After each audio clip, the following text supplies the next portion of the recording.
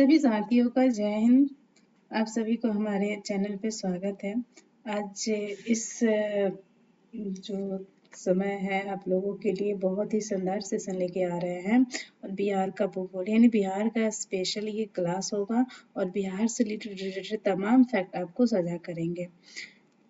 तो चलिए इस वीडियो में बात करते हैं कि अगर बात किया जाए कि बिहार के विषय में तो सबसे पहले ये समझिएगा कि बिहार का नामकरण बिहार कैसे हुआ।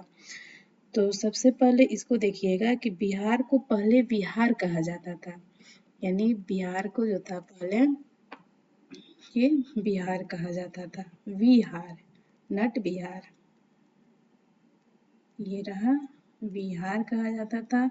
बाद में इसको बिहार पड़ा। तो आइए देखते हैं कि इसको बिहार से बिहार कैसे पड़ा। तो सबसे पहले देखिएगा कि यह बिहार से बिहार हो गया। सबसे पहले इसका नाम क्या था इसका नाम सबसे पहले बिहार था। तो बिहार का मतलब होता है बौद्ध मठ। बिहार का क्या मतलब होता है? बौद्ध मठ। और बिहार के बारे में अगर बात किया जाए तो इसका मतलब होता है बौद्ध मठ। और बौद्ध मठ का मतलब होता है कि बौद्ध भिक्षु हुआ करते थे, जो बौद्ध भिक्षु हुआ करते थे उनके रहने का जो निवास स्थान है उसी को बोलते हैं बौद्ध मठ। तो जो बौद्ध भिक्षु रहते थे उनके निवास स्थान को बौद्ध मठ बोलते हैं, जिनके रहने की वजह से मतलब जब वहाँ रहते थे तो उनको रहने की वजह से भिक्षुओं के रहने की वजह से इसे क्या कहा जाने लगा?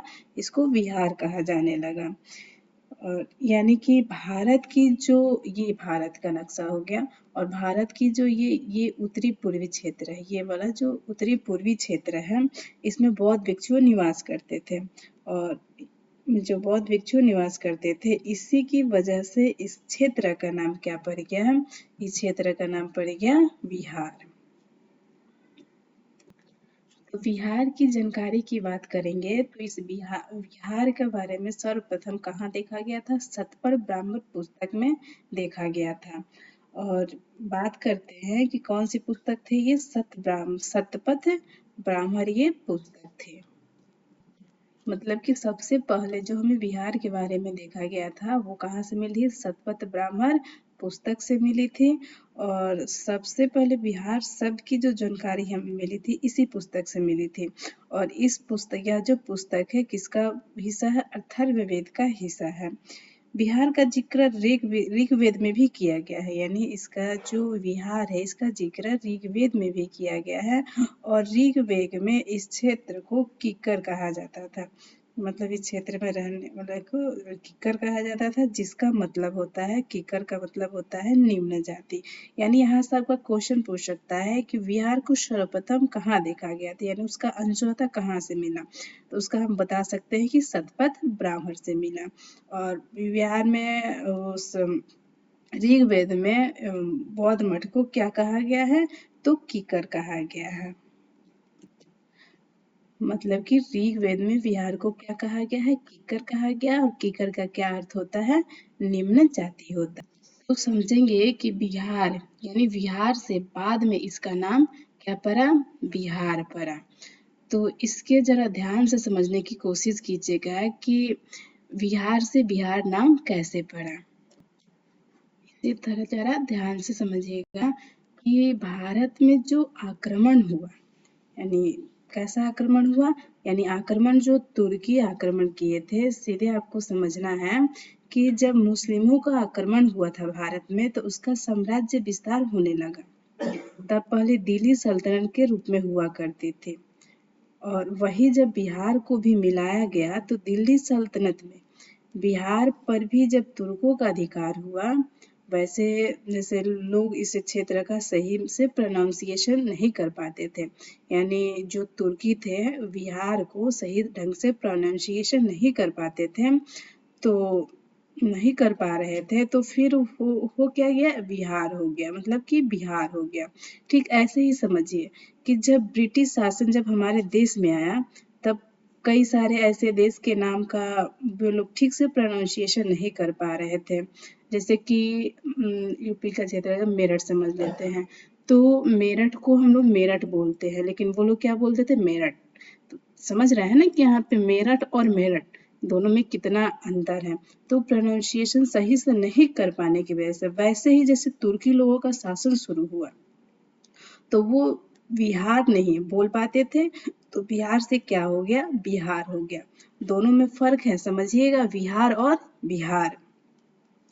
यह जो है अगर यहाँ पे अगर बिहार की बात किया जाए तो बिहार के विषय में कहेंगे तो इसकी जानकारी जो हमें सर्वप्रथम जो है इस पुस्तक से मिलती है, तबकाते नासरी। सर्वप्रथम में किस पुस्तक से बिहार के बारे में जानकारी मिलती है, तबकाते नासरी से मिलती है। और जो इसके लेखक है यानी मिन्हाज सिराज, यानी मिन्हाज सिराज द्वारा पुस्तक लिखी हुई है तबकाते नासरी, और इसी पुस्तक से हमें बिहार के बारे में जानकारी मिलती है। अगर आपसे सवाल पूछे कि सबसे पहले विहार शब्द कहाँ से मिला, तो विहार शब्द का या फिर विहार का अर्थ क्या होता है, ऋग्वेद में विहारियों को क्या शब्द प्रयोग किया गया है, या फिर और कीकर का क्या मतलब होता है। तो यहाँ समझेंगे कि जो विहार शब्द मिला था हमें सर्वप्रथम कहाँ से मिला था, शतपथ ब्राह्मण पुस्तक से मिला था। और विहार का क्या अर्थ होता है, बौद्ध मठ। विहार का अर्थ क्या होता है, बौद्ध मठ होता है। और ऋग्वेद में बिहारियों को क्या कहा गया है, कीकर कहा गया। और कीकर का क्या मतलब होता है, निम्न जाति। ठीक, यहाँ तक तो हो गई। और ये हमने आपसे बात कर ली है बिहार के नाम से, जो यानी बिहार का नाम है, बिहार के नाम से बिहार कैसे परिवर्तन हो रहा है। ठीक है, तो चलिए देखते हैं कि देखिए जब प्राचीन समय में बिहार के हिस्से को देखा जाए, तो जो प्राचीन समय था उसमें बिहार की इसी का अगर देखा जाए तो यही जो था एडमिनिस्ट्रेशन यानी प्रशासन का मुख्य केंद्र था, यानी बिहार ही जो था प्रशासन का मुख्य केंद्र था। प्राचीन भारत का अगर इतिहास में आपने पढ़ा होगा कि मौर्य काल चल रहा है, तो ये बिहार का पटना जो है वो प्रमुख केंद्र है। यानी जो मौर्य काल चल रहा था तो उस समय जो उसका केंद्र था, तो वो कौन सा केंद्र, बिहार ही उसका केंद्र था। और वो भी केंद्र कौन सा था, पटना था। मतलब कि मौर्य साम्राज्य कहीं ना कहीं मैनेज हो रहा है तो वो पटना से हो रहा है। ठीक, लेकिन जब मौर्य उत्तर काल में जाते हैं यानी मौर्य काल के बाद का जो समय होता है, तो फिर धीरे धीरे ये साम्राज्य क्या होता है, टूटने लगता है। फिर जब गुप्त आता है तो थोड़ा मजबूत होता है यह साम्राज्य। फिर जब गुप्तोत्तर आता है यानी गुप्त काल के बाद का बन जाता है, तो ये क्या होता है, ये साम्राज्य समाप्त होने लगता है। और उसी के क्रम में आप जानते हैं कि जब तुर्कियों का आक्रमण होता है, तो हम बात कर रहे हैं कि आप लोगों से कि सबसे पहला आक्रमण जो बिहार पर हुआ है वो किसका हुआ है। तो यहाँ तक तो समझ में आ गया। तो सबसे पहले देख लेते हैं कि बिहार पे जो सबसे पहले आक्रमण हुआ वो किसका हुआ है, बख्तियार खिलजी का हुआ है। यानी बिहार पे पहला आक्रमण करने वाला तुर्की शासक कौन था, बख्तियार खिलजी थे। याद रखिएगा कि आप लोग मतलब बहुत सारे किताबों में जो है 1197 है, कई किताबों में तो 1198 भी दिया रहेगा, और कई किताबों में 12वीं सदी के अंतिम दशक और 13वीं सदी के ये जो प्रथम दशक होता है ये भी दिया। उनका आक्रमण जो है बिहार पे कब हुआ था, 1197 में हुआ था। और संयुक्त तरीके से इन्होंने क्या किया था, बंगाल और बिहार पर जीत हासिल की थी। यही पहले तुर्की शासक थे जो बंगाल और बिहार को 1197 में जीता था। ठीक, और आपसे पूछा जाएगा कि सबसे पहले बिहार को जीतने वाले मुस्लिम शासक कौन था, तो या तो इसको मुस्लिम शासक बोल ले, या तुर्की शासक बोल ले, या अरबी शासक बोल ले, या अफगान, जो भी है, नहीं पहला कौन थे, बख्तियार खिलजी था। तो जो बिहार को जीतने वाला प्रथम मुस्लिम शासक था वो कौन था, बख्तियार खिलजी था। यानी आपसे यहाँ पे क्या हो जाएगा, पहला मुस्लिम विजेता कौन है, बख्तियार खिलजी है। यहाँ पे समझने की कोशिश कीजिएगा कि यानी एक जो होता था मुस्लिम संप्रदाय होता था, यानी मुस्लिम ये सारे अरबी को भी बोलते थे, तुर्की को भी बोलते थे, मुगल को भी बोलते थे, अफगानी को भी बोलते थे। ये सारे लोग क्या थे, मुस्लिम थे, लेकिन इन लोग का क्या है, अलग अलग संप्रदाय होता था। इन लोगों का अलग अलग संप्रदाय होता था, तो इन लोग को संप्रदाय की वजह से इन लोग को अलग अलग नाम दिया जाता था। तो जो भारत में मुस्लिम आक्रमण करते थे तो सबसे पहले अरबियों का शासक हुआ करता था, यानी कि इसको आप ध्यान से देखिएगा और एक बात समझने की कोशिश कीजिएगा। एक बात आप समझिएगा कि जब ये जो अरबियों का जो शासक था 512 में, ये सिंध क्षेत्र में हुआ था, जो बिहार से कोई रिलेट नहीं रखता है। उसके बाद से आया मोहम्मद गजनबी का शासन स्टार्ट हुआ। मोहम्मद गजनबी ने 17 वर्ष तक शासन किया था और 1175 से गौरी का शासन हुआ। जब आक्रमण हुआ था तो गौरी का मुख्य उद्देश्य था, तो आक्रमण का मुख्य उद्देश्य क्या था कि साम्राज्य का विस्तार करना भारत में, यानी भारत में साम्राज्य का विस्तार हो सके। वो गौरी जो था उसका मुख्य उद्देश्य था उसके आक्रमण का कि भारत में उसके साम्राज्य का विस्तार किया जा सके। जबकि जो मोहम्मद बिन कासिम और मोहम्मद गजनवी की बात करें तो वो भारत में सिर्फ लूटपाट करना चाहते थे और धर्म का प्रचार करना चाहते थे। यानी जो मोहम्मद बिन गजनबी और मोहम्मद कासिम जो थे वो सिर्फ भारत में लूटपाट करना चाहते थे और धर्म का प्रचार करना चाहते थे। लेकिन वही बात करें मोहम्मद गौरी का, तो वो क्या करना चाहते थे, भारत में साम्राज्य का विस्तार करना चाहते थे। जो बख्तियार खिलजी थे, यानी जो बख्तियार खिलजी थे, ये पहला मुस्लिम और तुर्की विजेता है, ठीक। और इन्होंने 1197 और 90 में क्या आक्रमण किया था और बंगाल और बिहार पे जीत हासिल की थी। और इन्होंने ही क्या किया था, जो नालंदा विश्वविद्यालय है उसको नष्ट करवाया था। यानी समझने की कोशिश कीजिएगा कि जो 12वीं दशक के अंत में और 13वीं दशक के प्रथम में, यानी 1203 के लमसम आसपास में बख्तियार खिलजी युद्ध करते हैं नेपाल के साथ, लेकिन उसमें वो घायल हो जाते हैं तो कई वेदों द्वारा ठीक नहीं हुए। तो मतलब ऐसे ही, तो फिर क्या उनको कोई सलाह दिया कि आप नालंदा विश्वविद्यालय चले जाइए, वहाँ पे एक वैद्य हैं जो आपका इलाज कर देंगे। तो हुआ क्या कि वो तो चले गए वहाँ पे नालंदा विश्वविद्यालय में, वहाँ पे उनका इलाज हुआ, वो पूर्णतः ठीक हो गए। बाद में किसी ईर्ष्या के कारण इन्होंने क्या किया कि नालंदा विश्वविद्यालय को नष्ट करा दिया। तो यहाँ से आपसे ये भी क्वेश्चन पूछा जाएगा कि नालंदा विश्वविद्यालय को नष्ट किसने करवाया, तो किसने करवाया, बख्तियार खिलजी करवाया। कब आक्रमण किया था, 1197 में किया था। बंगाल और बिहार पर जीत हासिल करने वाला पहले तुर्की शासक कौन था, तो कौन था, बख्तियार खिलजी था। पहला मुस्लिम विजेता कौन था, तो वो भी कौन था, बख्तियार खिलजी था। तो इस बात को आपको जानकर आश्चर्य होगा कि पूरे विश्व का ऐसा पहला विश्वविद्यालय है, कौन सा विश्वविद्यालय, जिसको बख्तियार खिलजी ने नष्ट करवाया था, नालंदा विश्वविद्यालय, जहाँ पर हॉस्टल की सुविधा उपलब्ध थी। 20,000 से अधिक छात्र और हजारों की संख्या में वैद्य थे, आचार्य थे और प्रशिक्षण देने के लिए गुरुकुल के शिक्षक थे। लोग विदेशों से भी पढ़ने आते थे। चीनी यात्री हिल्सा को आपने जाना होगा, तो उसने इसी महाविद्यालय में अपना शिक्षा पूरा किया था। आप लोगों ने पढ़ा होगा कि ये सब ध्वस्त हो गया नालंदा विश्वविद्यालय, तो एक तो ये सवाल यहाँ से बनेगा कि नालंदा विश्वविद्यालय को ध्वस्त किसने कराया, तो बख्तियार खिलजी ने कराया।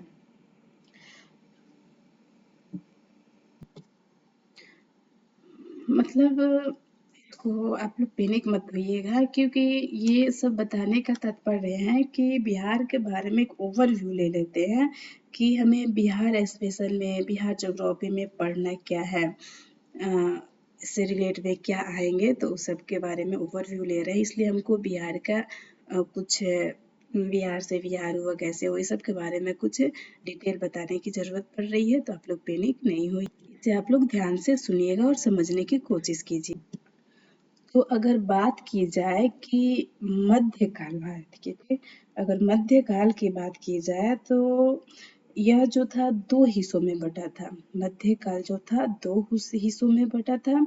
एक था दिल्ली सल्तनत और दूसरा था मुगल सल्तनत, ठीक। एक था दिल्ली सल्तनत और दूसरा था मुगल सल्तनत। तो दिल्ली सल्तनत का जो था 1206 से 1526 तक शासक हुआ और मुगल सल्तनत का 1526 से 1707 तक शासन हुआ। तो आइए देख लेते हैं कि दिल्ली सल्तनत में कौन कौन से वंश हैं। इसमें से 5 वंश है: गुलाम वंश, खिलजी वंश, तुगलक वंश और शायद लोदी वंश। और जो मुगल सल्तनत है उसमें कौन कौन से शासक हैं, तो बाबर, हुमायूं, अकबर, जहांगीर, शाहजहां और औरंगजेब यहाँ पे शासक आए। तो इसी के रेफरेंस में हम आपको बताएंगे बिहार की स्थिति क्या है। ठीक, तो ये तो आपने देश में देखा है कि सारे वंश है। जब यही देश चूंकि जो प्राचीन काल के बाद बिहार रहा है यानी पटना रहा है, अब उसका मेन सेंटर कहाँ हो गया? दिल्ली बन गया है। कहाँ बन गया है? उसका मेन सेंटर दिल्ली बन गया है। और जो प्राचीन समय में यही पटना था, तो पटना से जब दिल्ली जाएगा तो दिल्ली में जब जिसका शासन रहेगा बिहार को उसी में मिलाया जाएगा। यानी समझने की कोशिश कीजिएगा कि यानी जो दिल्ली में जिसका शासन रहेगा तो उसी में बिहार को क्या किया जाएगा? मिला लिया जाएगा। तो बख्तियार खिलजी जो थे वो किसी वंश की स्थापना नहीं किए थे। उनको बीमारी हुई, लड़ाई किए, बिहार और बंगाल को जीता और बीमारी हो गई तो उन्होंने क्या किया, वो बीमारी से ठीक हुए, अंततः पूर्णतः वो मतलब स्वर्ग सिधार गए, उनकी मृत्यु हो गई। तो इन्होंने तो किसी वंश की स्थापना नहीं किया था बख्तियार। तो बख्तियार खिलजी अंततः क्या है, उनकी मृत्यु हो गई। बिहार को जब हम मध्यकाल में देखेंगे तो उसमें पहला जो पूर्व मध्यकाल है, जिसमें हमने तो कहा था कि बिहार को सबसे पहले बख्तियार खिलजी ने जीता, लेकिन जब राजवंश की शुरुआत होगी तो देश में तो दिल्ली सल्तनत से होगी ना। और पहला जो शासक रहेगा गुलाम वंश का, दिल्ली सल्तनत का, मतलब कि जो गुलाम वंश का पहला शासक रहेगा इल्तुतमिश जो पहला ऐसा शासक रहेगा जो बिहार को दिल्ली सल्तनत में मिलाया। तो बिहार को दिल्ली सल्तनत में किसने मिलाया? तो इल्तुतमिश ने मिलाया। तो ये पहला ऐसा शासक है जिसने बिहार को दिल्ली सल्तनत, डीएस का मतलब है दिल्ली सल्तनत में मिलाया। और पहला सूबेदार भी नियुक्त किया गया इसी के द्वारा। किसके द्वारा? इल्तुतमिश के द्वारा पहला सूबेदार नियुक्त किया गया। जो पहला सूबेदार का क्या नाम था? मलिक जानी। यानी जो इल्तुतमिश के द्वारा पहला सूबेदार नियुक्त किया गया वो कौन था? मलिक जानी। उसके बाद से जो गुलाम वंश हो गया, उसके बाद से जो वंश आया खिलजी वंश। और खिलजी वंश का जो शासक था वो कौन था? अलाउद्दीन खिलजी था। अलाउद्दीन खिलजी था जिसने दरभंगा पर आक्रमण किया और उस समय दरभंगा के जो शासक थे वो कौन थे? शक्र सिंह थे। इन्होंने दरभंगा पर, अलाउद्दीन खिलजी ने दरभंगा पर विजय पाई। यहाँ अब ध्यान से समझिएगा। अब तुगलक वंश की बात कर लेते हैं। तो तुगलक वंश का जो शासक था वो कौन सा था? गयासुद्दीन तुगलक शासक थे। उन्होंने 1324 में बंगाल और बिहार पर जीत हासिल की। तो ये यहाँ पे बहुत ही इंटरेस्टेड कहानी है, ध्यान से सुनने की कोशिश कीजिए। जो गयासुद्दीन तुगलक है वो 1324 में बिहार पर जीत हासिल की और इन्होंने ही बंगाल और बिहार पे एक अभियान चलाया था। तो जब इनकी तबीयत खराब है, मतलब कि जो दिल्ली सल्तनत में थे कि निजामुद्दीन औलिया थे, वो बहुत ही प्रख्यात सूफी संत महात्मा थे। तो जब गयासुद्दीन तुगलक का तबीयत खराब हुआ तो किसी ने उनको बताया कि वहाँ पे जाने के बाद से आपका तबीयत ठीक हो जाएगा। तो वो वहाँ गए, बिना उनको जो निजामुद्दीन औलिया थे वो बहुत ही प्रख्यात सूफी संत थे, मतलब उसके पास जो भी जाता था तो उनकी तबीयतें ठीक हो जाती थी, उनके पास मतलब लाइनें लगी रहती थी। तो गयासुद्दीन जब तुगलक गए अपना उपचार कराने के लिए तो उन्होंने डायरेक्ट वहाँ पहुँचा और उन्होंने कहा निजामुद्दीन औलिया से कि तुम मेरा इलाज करो। तो गयासुद्दीन जो निजामुद्दीन औलिया थे उसके लिए राजा हो चाहे प्रजा सब एक समान थे। तो उन्होंने कहा कि सारे यहाँ पे लाइन लगे हुए हैं, आप इन लोगों के बाद से आपका उपचार होगा। इससे गयासुद्दीन तुगलक को जो गुस्सा आ गया और वो तुरंत अपने नगर को लौट गया। तो जब वहां गए तो जब ये बिहार पे जब जीत हासिल की तब उन्होंने एक पत्र लिखा, निजामुद्दीन औलिया के नाम से लिखवाया कि उस पत्र में था कि हमारे दिल्ली पहुंचने से पहले तुम दिल्ली को छोड़ देना। तो निजामुद्दीन औलिया क्या बोले कि तुम दिल्ली पहुंचो तो सही, दिल्ली अभी दूर है। तो यहाँ पे एक फैक्ट आएगा कि किसने कहा था कि दिल्ली अभी दूर है। तो किसने कहा था? निजामुद्दीन औलिया ने। उसने कहा कि तुम दिल्ली पहुंचो तो सही, दिल्ली अभी दूर है। तो क्या हुआ कि वो दिल्ली जाने के क्रम में ही जब उनका एक लड़का था चौवा, जिसको मोहम्मद बिन तुगलक कहते हैं, उसने रात्रि विश्राम करने के लिए लकड़ी का महल बनवाया। और रात्रि विश्राम करने के लिए जब वो उसमें गए तो वो जब उठ के जा रहे थे मतलब, तो वो लकड़ी का महल उनके ऊपर गिर गया। तो यानी जो निजामुद्दीन औलिया ने कहा था कि दिल्ली अभी दूर है, तो वो बात यहाँ पे सही हो गई। तो यहाँ पे आपसे ये क्वेश्चन पूछ सकता है कि किसने कहा था कि दिल्ली अभी दूर है? तो किसने कहा था? निजामुद्दीन औलिया ने कहा था। और गयासुद्दीन तुगलक बिहार पर जीत कब हासिल की? 1324 में।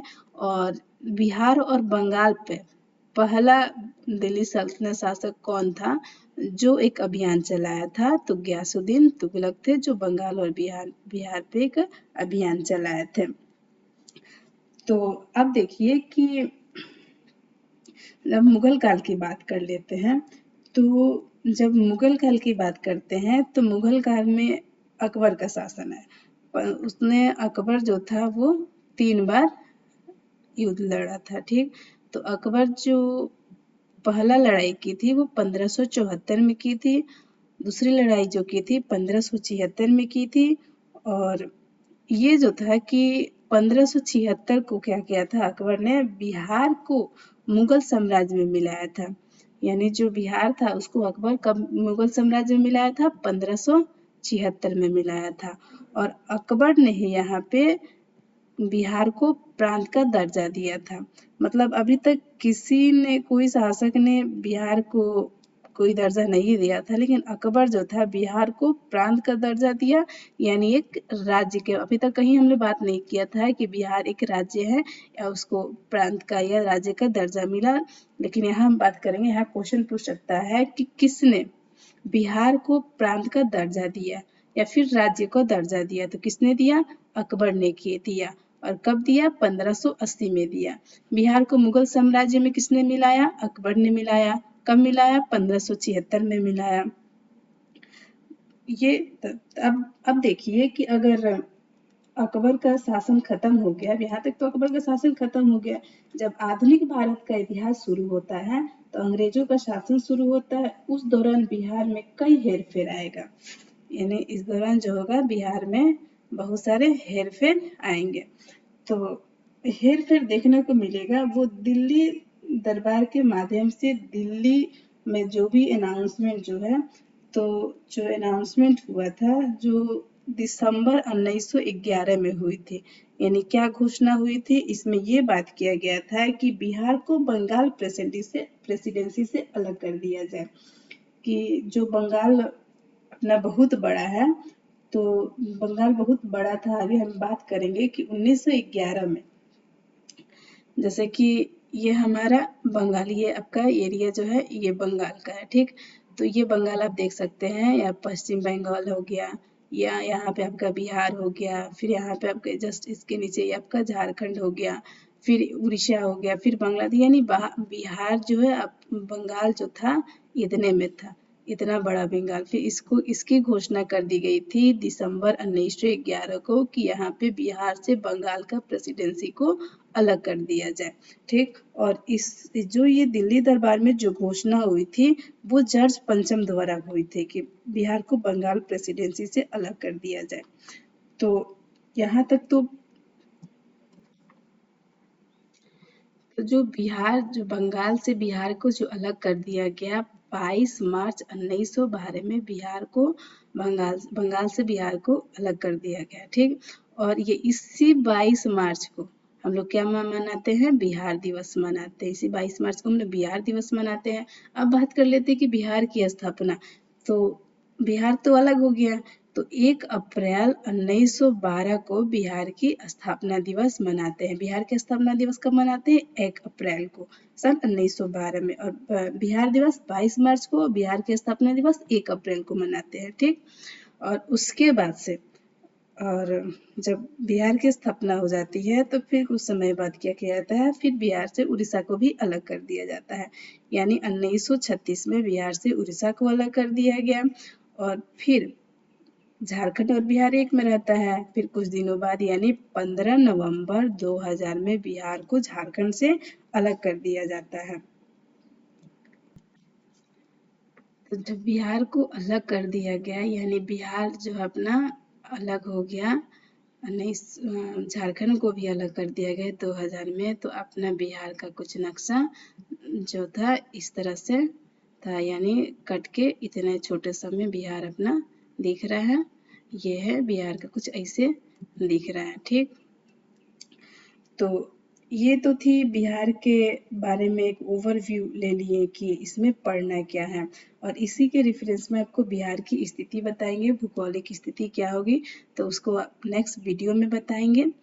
तो हमारे वीडियो पे बने रहने के लिए आपको धन्यवाद। आप अपना और अपनों का ख्याल रखें, खुश रहें और खुश रखें।